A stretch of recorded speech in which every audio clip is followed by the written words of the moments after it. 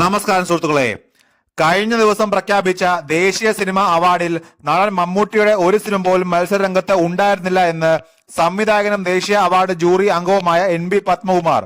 കുറച്ചു നാളായി മമ്മൂട്ടി മത്സരിച്ചിട്ടും കാര്യമില്ല, മമ്മൂട്ടിക്ക് കേന്ദ്ര സർക്കാർ അവാർഡ് കൊടുക്കില്ല എന്ന ചർച്ചകളായിരുന്നു സമൂഹ മാധ്യമങ്ങളിൽ നിറയെ.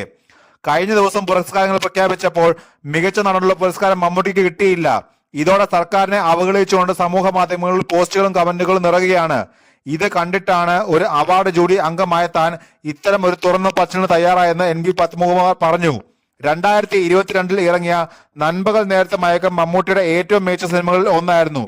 നൻപകൽ പോയിട്ട് മമ്മൂട്ടിയുടെ ഒരു സിനിമ പോലും മത്സരരംഗത്ത് ഉണ്ടായിരുന്നില്ല എന്നും മമ്മൂട്ടിയുടെ സിനിമകൾ ദേശീയ പുരസ്കാര മത്സരത്തിന് അയക്കാതിരുന്നത് ആരുടെ ബുദ്ധിയാണെന്ന് കണ്ടെത്തണമെന്നും NB പത്മകുമാർ ഒരു ഓൺലൈൻ മാധ്യമത്തിനോട് പറഞ്ഞു. കുറച്ചു മുമ്പ് 2022 ദേശീയ അവാർഡ് പ്രഖ്യാപിച്ചു. കുറച്ചു നാളായിട്ട് നമ്മളെല്ലാവരും കാതോർത്തിരിക്കുന്ന ഒരു പ്രഖ്യാപനമായിരുന്നു അത്. പല മാധ്യമങ്ങളും പ്രശസ്തമായ ദൃശ്യമാധ്യമങ്ങളും ഒക്കെ ഇതിനെക്കുറിച്ച് സജീവ ചർച്ചയിലായിരുന്നു. അതിൽ വന്ന അഭിപ്രായത്തിൽ എല്ലാം പറയുന്നത് മമ്മൂട്ടി എത്ര മത്സരിച്ചാലും മമ്മൂട്ടിക്ക് അവാർഡ് കൊടുക്കില്ല, കാരണം കേന്ദ്രം ഭരിക്കുന്ന BJP ആണല്ലോ, എന്തായാലും കാന്താരയ്ക്ക് അവാർഡ് കിട്ടും എന്ന ചർച്ചകൾ കുറെ ദിവസമായി നടന്നുകൊണ്ടിരിക്കുകയായിരുന്നു. ഇന്ന് അതുപോലെ സംഭവിച്ചു. മമ്മൂട്ടി സാറിന് അവാർഡ് കിട്ടിയില്ല. അത് മലയാളികൾക്ക് വല്ലാത്ത വേദനയാണ്. ആട്ടം പോലുള്ള സിനിമയ്ക്ക് നിരവധി അവാർഡുകൾ കിട്ടി. അതിൽ സന്തോഷിക്കുന്ന സമയമായിട്ടും മമ്മൂട്ടിക്ക് മികച്ച നടനുള്ള അവാർഡ് കിട്ടാത്തതിൽ നമുക്കൊക്കെ വല്ലാത്ത വിഷമമുണ്ട്. പലരും വളരെ മോശം അഭിപ്രായങ്ങളാണ് എഴുതിയത്. ഇതൊക്കെ വായിച്ചപ്പോൾ വല്ലാത്ത വിഷമം തോന്നിയിരുന്നു. മമ്മൂട്ടി സാർ വളരെ വലിയ ഫാൻസ് ഉള്ള ഒരു ആളാണ്. അതിൽ ജാതിയോ മതമോ രാഷ്ട്രീയമോ നോക്കാത്ത നിരവധി പേരാണ് അദ്ദേഹത്തിന്റെ ആരാധകർ. അവാർഡ് നഷ്ടപ്പെട്ടതിൽ എല്ലാവർക്കും സങ്കടമുണ്ട്. നൻപകൽ നേരത്തെ മയക്കം പോലുള്ള അദ്ദേഹത്തിന്റെ സിനിമ വളരെ ഗംഭീരമായിരുന്നു. വളരെ സൂക്ഷ്മതയിൽ ഒരു കഥാപാത്രത്തെ അദ്ദേഹം അഭിനയിച്ചു ഫലിപ്പിച്ചു.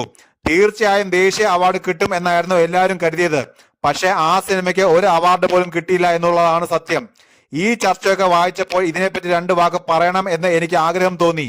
കാരണം ഈ കഴിഞ്ഞ അവാർഡ് കമ്മിറ്റിയിൽ ഞാനും ഉണ്ടായിരുന്നു. സൗത്ത് ജൂറിയിൽ ഞാനും അംഗമായിരുന്നു. എന്റെ മുന്നിൽ സൗത്തിലെ എല്ലാ സിനിമകളും വന്നതാണ്. ഞാൻ ആദ്യമായിട്ടാണ് ഒരു നാഷണൽ ജൂറി അംഗമായിട്ട് പോകുന്നത്.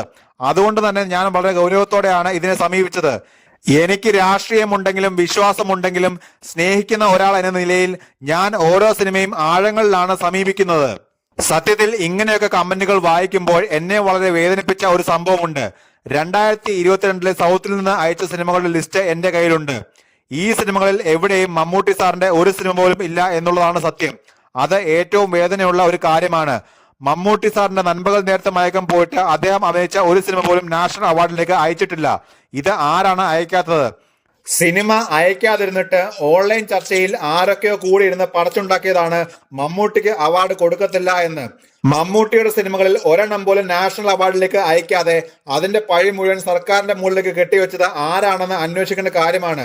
സംസ്ഥാനം ആര് ഭരിച്ചാലും കേന്ദ്രം ആര് ഭരിച്ചാലും ഭരിക്കുന്ന പാർട്ടിയെ അധിക്ഷേപിക്കുന്ന ഒരു പ്രവണത നമ്മൾ കണ്ടുവരുന്നുണ്ട്.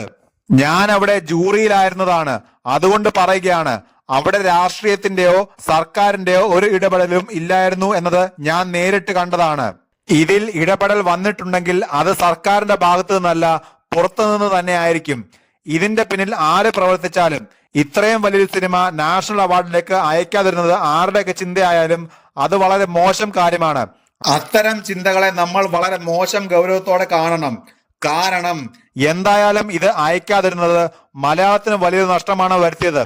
മമ്മൂട്ടി എന്ന നടന് മാത്രമല്ല, മലയാളത്തിന് തന്നെ വലിയൊരു അവാർഡാണ് നഷ്ടമായത് എന്നാണ് എനിക്ക് പറയാനുള്ളത്.